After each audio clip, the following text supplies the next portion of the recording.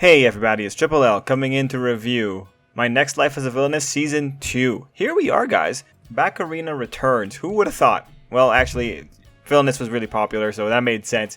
Anyway, before getting to the review, let's go through a very quick recap of what we got in the episode. The episode started off with reintroduction scenes. In the grand history of recap scenes, these were not bad in any which way. From there, we moved on into the festival introduction scenes, which pretty much set up that we were going to be dealing with a festival for the majority of the episode. I'm actually surprised that it's taking so long, and it was actually kind of cool to see Bakarina go from place to place. She had a really busy day. From there, we go to the first ship wars scene, Geordo versus Keith. If you're a fan of pretty much everyone gunning for Katarina, then you're in a good place. This episode came in with quite a lot of these scenes. After that, we have the setup for Maria and her sweet selling. This was also another super cute scene. Also cute when she got Geordo to help. From there, we go into the plays montage and the story of how the kids came together to set everything up. After that, we have the hard Bakarina returning, thinking that she's going to have Japanese food in a European setting.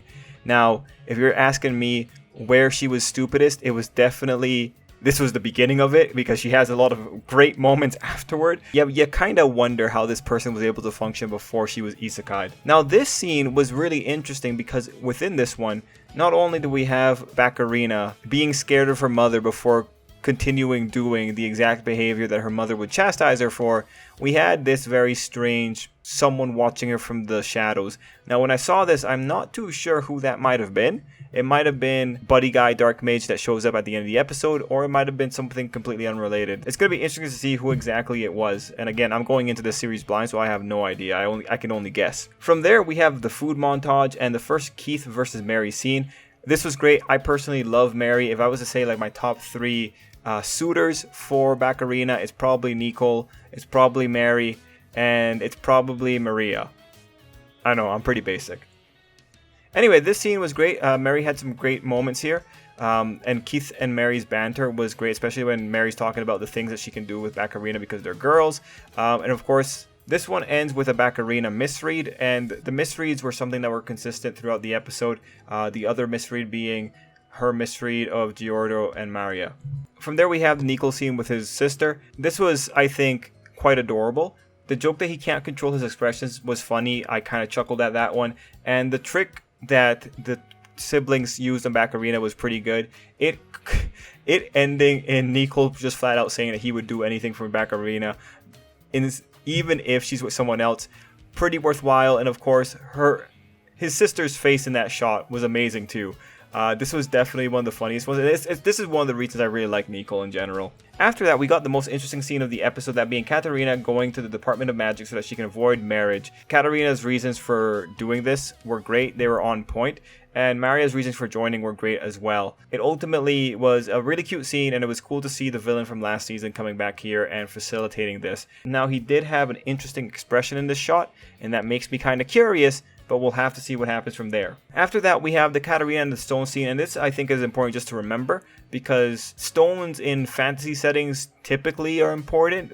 Now, this scene does happen with no other important character there, but it's something to keep in mind, I think. If it's a red herring, then that'll be worthwhile too.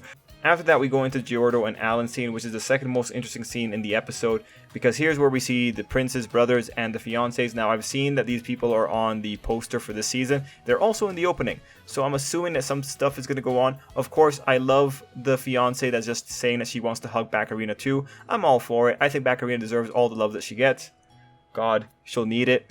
And then finally, the episode ends with Bakarina doing something villainous, but honestly, this just looks like it's the play, so I'm not going to buy the fake out here. Overall, that was what we did for the episodes. When you look at the episode, what are you really getting? Pretty simple. Reintroduction. You have the nicest recap, being that it only took like 5 or 6 minutes, and then you go full into seeing the dynamics of the characters and how they interact with Bakarina. Now, a few of the characters are getting a lot more because they're interacting with another character and Bakarina's watching it. In terms of that, when you're looking at it, I think Keith comes out pretty strong in the episode just because he has a scene with Geordo and he has a scene with Mary. Mary is so strong in general that she just makes anything a delight. So even though she has technically less scenes, she does make a big impression with her Keith scene. Geordo, he has, like 3 significant scenes? The one with Keith, the one facilitating Maria, and then the one at the end, more or less. that character still doesn't really jive with me, but he got a few shots there. His scenes are always so tense, so they didn't really come off as very fun to me. If we're talking about someone that lost out here, Alan would be probably the big contender, since he comes in and he's the one that admonishes Bakarina the most. Speaking of the other strong one, Nicole, of course. Nicole, I think, gets a lot. Of course, Bakarina doesn't notice, but his scene is probably... To me, I found that one to be really heartfelt. So if I was to talk about like who are my favorites in terms of the Bakarina runnings, well, for this episode, I'm really feeling Mary. I mean, like, it's not even a competition. Like, I loved Mary last season. I still love Mary now. After that, I really like Nicole. And for, like, I guess the last one that I really like for the episode, Maria. I don't think these numbers are going to change because I think they're the 3 strongest ones. And Bakarina likes Maria too. So that's cute. Well, you know, like, Bakarina says she thinks Maria is pretty cool. Now, in terms of story and plot, I am very interested about what's going to be happening with the brothers. It's just very interesting to be introducing these other characters. And they seem cool. I'm very interested to see how they get involved. They're in the opening. Moving into the other plot thing, we do have the whole thing with the magic department. Seeing that the magic department is showing up in the opening, and seeing that one person from the magic department is having his moment in the opening with Bakarina, that gets me curious. I'm hoping that we will keep the level of drama at the current levels, just because I don't want to have too much drama. And if we do have drama, I hope it goes villainous like it did last season, because the villainous subcurrent was pretty cool. Of course, it is an ultimate game world, but for now, we have someone that was stalking Bakarina. Like, maybe that'll turn into something later on. One thing I am curious about, if we do go into Magic Academy, because there is a limit to how much characters we can show off, like even in this episode, like Alan takes the hit on this one, I am wondering if a good chunk of the characters we see here are going to take the back seat for a while. But they still have prominent roles in the opening, so maybe not. Oh, maybe also I'll check the light novel and see what else is going on. But overall, for this episode of Bakarina's Supremacy, I think it was a lovely reintroduction episode. As a reintroduction episode, I don't think there's many issues. You get reintroduced to the characters, you get some new interactions between them. Mary gets to be amazing. You see how stupid Bakarina is in real time again.